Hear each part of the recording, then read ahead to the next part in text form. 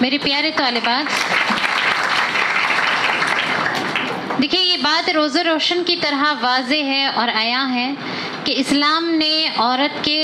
جو حقوق دیے ہیں وہ دنیا میں کسی مذہب اور قانون میں، کسی تمدن اور سوسائٹی میں عورت کو نہیں دیے گئے، بلکہ عورت کے حقوق کی حق تلفی ہوئی اور ان کے ساتھ ناانصافی ہوئی، لیکن اسلام نے ان کو بہت سارے حقوق دلوائے۔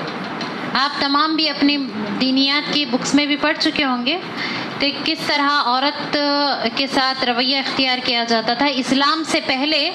اور جب اسلام آ گیا تو اسلام کے بعد عورت کے جو حقوق بنائے گئے یا بتائے گئے ان پر کس طرح سے پابندی لگائی گئی۔ تو میری پیاری طالبات، اللہ رب العالمین نے ہم تمام کو اشرف المخلوقات بنایا،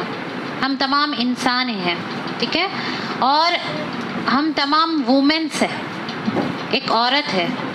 اور اللہ رب العالمین نے ایک ماں کا جو درجہ رکھا ہے وہ ہم سب بھی جانتے ہیں، ٹھیک ہے۔ اسی کے ساتھ ساتھ بہن ہے،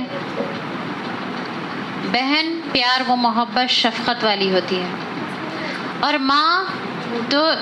آپ کو معلوم ہے اللہ رب العالمین نے کیا کہا، ماں کے قدموں تلے، اللہ کے رسول صلی اللہ علیہ وسلم نے فرمایا ماں کے قدموں تلے کیا ہے،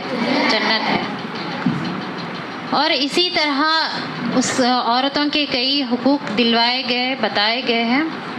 اور ہم تمام کی بھی یہ ذمہ داری ہے بیٹے کہ ہم، ایک عورت ہے اور عورت سے معاشرہ بنتا ہے۔ ایک فرد کی تعلیم ایک فرد ہی ہوتی ہے، لیکن عورت کی تعلیم کیا ہے، پورا خاندان ہوتا ہے۔ تو میں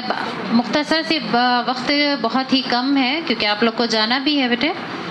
تو بس اللہ رب العالمین سے دعا کرتی ہوں کہ اللہ رب العالمین ہم تمام کو جو بھی اپنی ذمہ داریاں ہیں اس کو